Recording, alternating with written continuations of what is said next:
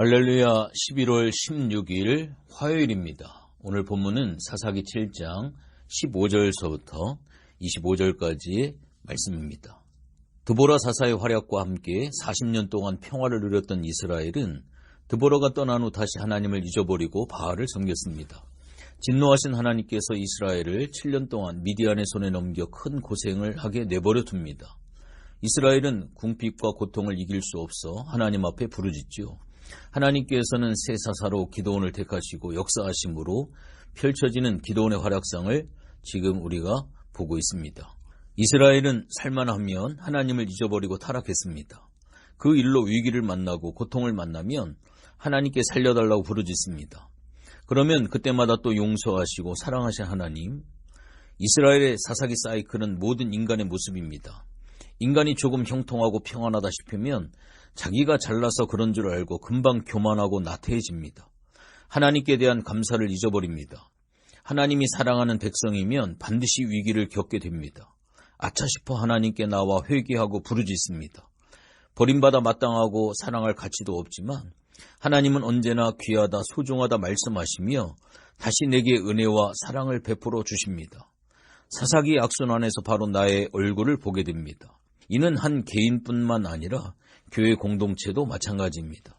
교회가 부흥되고 모든 일이 형통하다 싶으면 금세 기도가 식어지고 교만해집니다. 이러한 공동체는 반드시 위기를 만나게 됩니다. 이때 교회는 새롭게 말씀을 기억하고 하나님께 부르짖어 기도하게 됩니다. 쇠락의 길을 가던 교회는 다시 개혁되고 부흥을 이루게 됩니다. 사사기의 사이클 속에서 교회 공동체의 얼굴을 만나게 되어집니다.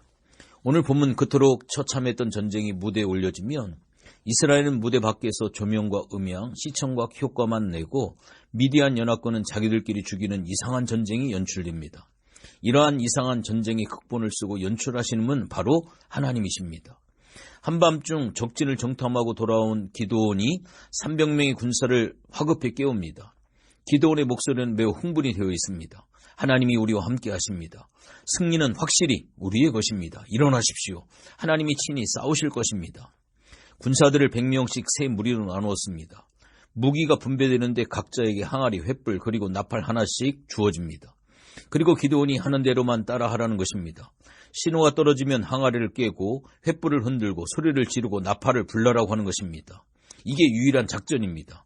외치는 구호는 18절에서는 여호와를 위하라, 기드온을 위하라고 하더니 정작 외칠 때는 20절에 보면 여호와와 기드온의 칼이다 라고 바뀌었습니다. 전쟁 무기치고는 너무나도 엉뚱하고 전쟁 작전치고는 너무나도 황당무계한 작전입니다. 그래서 이 전쟁의 이름을 붙이자면 엉뚱무기 황당작전의 승리입니다. 왜 하나님은 이러한 무기, 이러한 작전을 세우시는 것일까요? 무기가 이긴 싸움이 아니라고 하는 것입니다. 작전이 이긴 싸움이 아니라고 하는 것입니다. 군대 숫자가 아닌 이긴 싸움이 아니라고 하는 것입니다. 하나님이 이기게 하셨다. 하나님이 하신 전쟁이다. 여호와와 기드온의 칼이요. 좀 더 정확하게 번역하면 칼이요. 여호와를 위하고 기드온을 위하라입니다. 그동안 이스라엘 백성들은 미디안 사람들에게 곡식과 토지를 다 빼앗기고 살았습니다. 사랑하는 남편, 아내 혹은 자식이 저들의 손에 학살당하기도 했습니다. 걸핏하면 매를 맞고 모욕을 당했습니다. 여러 해 배고픔을 참아왔습니다. 칼이여 여호와와 기드온을 위하라고 외칠 때 지난날의 서러움과 고통 그리고 억울함을 쏟아냈습니다. 울분을 토해내듯 소리 질렀습니다. 칼이여 여호와와 기드온을 위하라. 이 함성을 잘 살펴보면 지금 이스라엘 군사들 손에는 칼이 없습니다. 칼은 미디안 군인들 손에 들려 있습니다. 그런데 그 칼을 향하여 명령하고 있습니다. 여호와와 기드온을 위하여 사용되라고, 여호와와 기드온을 위하여 쓰임 받으라고. 19절에 보면 이경초라고 되어져 있습니다. 1번 보초에서 2번 보초로 임무 교대를 하는 시간입니다. 밤 12시 자정 무렵입니다. 기드온의 300명의 용사들 일제히 소리를 지르며 항아리를 깨부수며 나팔을 불고 횃불을 흔들 때 놀라운 일들이 벌어졌습니다. 선잠에서 깬 미디안 병사들이 극심한 두려움과 혼란에 빠져 미치광이들이 되었습니다. 낙타들이 놀라 이리 뛰고 저리 뛰고 병사들은 밟아 죽입니다. 미디안 아말렉 동방 사람의 군대가 서로 적군인 줄 알고 닥치는 대로 찔러 죽입니다. 나는 연합군이라고 소리를 쳐도 소용이 없습니다. 말이 서로 통하지 않습니다. 같은 동족끼리라도 내가 죽이지 않으면 저가 미쳐서 나를 죽입니다. 마구 칼을 휘둘러 댑니다. 이스라엘 300의 용사의 나팔은 응원부대, 고적대 역할만 했습니다. 서로 잘 죽이라고 응원만 하는 것 같았습니다. 미디안 사람들이 공포와 혼란에 빠진 것은 결코 이스라엘 군사들의 목소리가 컸기 때문이 아니었습니다. 횃불이 유난히 밝아서도 아닙니다. 나팔을 잘 불어서가 아닙니다. 22절에 분명히 해설이 나옵니다. 여호와께서 그 온 진영에서 친구끼리 칼을 치게 하심으로 이런 일이 일어났습니다. 과연 미디안 군대의 칼이 여호와의 칼이 되어졌습니다. 아말렉 군사의 칼이 기드온의 칼이 되어졌습니다. 이 전쟁을 통하여 이스라엘은 여호와의 전쟁이 어떤 것인지 분명히 눈으로 목도했습니다. 하나님이 친히 싸우신다라고 하는 것이 과연 무엇인지 그 의미를 알았습니다. 하나님께서 우리 교회를 위해 친히 싸우실 때 어떤 일이 일어날 것인가 확실한 그림을 보여줍니다. 하나님이 나를 대신 싸우실 때 얼마나 엄청난 일이 일어나는지 3400년 전에 이 싸움을 통해 오늘날 우리에게 보여주고 계십니다. 이 일로 혼이 빠진 미디안 군대는 혼비백상 흩어져 도망을 칩니다. 기드온은 기회를 놓칠세라 철저한 추격작전 그리고 미디안 소탄작전을 펼칩니다. 제1차 추격전엔 후방 기지로 물러가 있던 무릎 꿇고 물을 마시던 사람들이 투입되었을 것입니다. 2차 소탕작전엔 더 많은 군대가 필요하다고 생각했던 기드온은 전쟁에 능한 에브라임 지파 사람들을 동원합니다.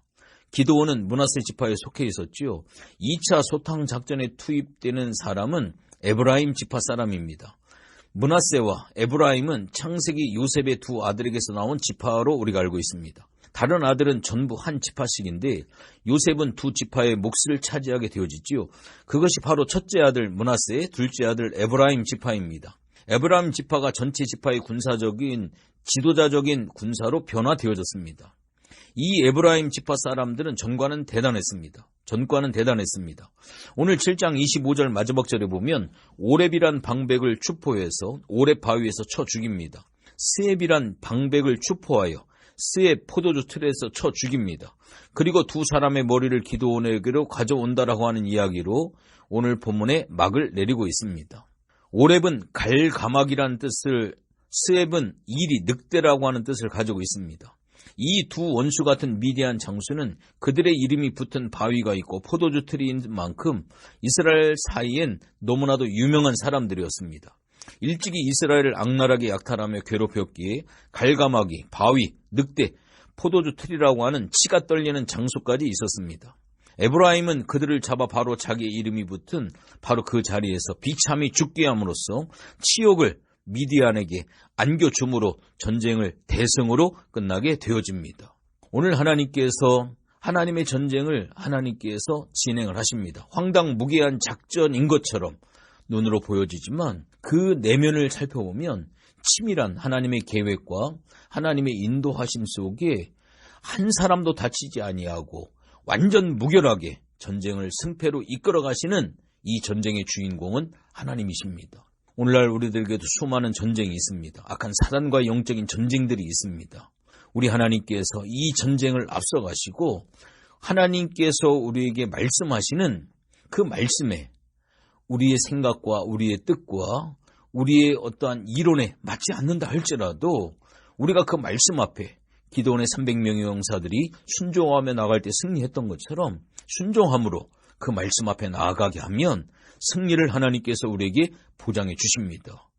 오늘 우리에게도 이러한 승리로 목말라 있습니다. 우리의 가정과 우리의 교회와 이 민족 속에 하나님이 행하시는 이 놀라운 이 기적의 역사에 주인공 되어지는 그러한 삶을 소원하고 있습니다. 오늘도 하루의 삶 가운데 주님이 행하시는 이 놀라운 일에 간증의 주인공 되어지는 놀라운 은혜가 있으시기를 주님의 이름으로 부탁을 드립니다. 기도합니다. 하나님 고맙고 감사를 드립니다. 우리가 이 전쟁의 여러 가지 양상을 너무나도 잘 알고 있습니다. 그러나 기드온도 300명의 용사도 주인공이 아닙니다. 이 전쟁의 주인공은 하나님이십니다. 하나님이 하셨고 하나님이 이를 이루셨습니다. 우리의 인생의 삶의 주인 되시는 분, 주어 되시는 분은 하나님이십니다. 내가 주어가 되어줄 수가 없습니다. 하나님이 우리 인생의 주어가 되실 때 우리는 목적으로 사용되어질 뿐입니다. 바뀌지 않게 하게 하시고 우리 인생의 주여는 반드시 하나님 되어지는 그러한 삶을 오늘도 살아갈 수 있도록 도와 주시옵소서. 감사를 드리며 예수님의 이름으로 기도했습니다. 아멘.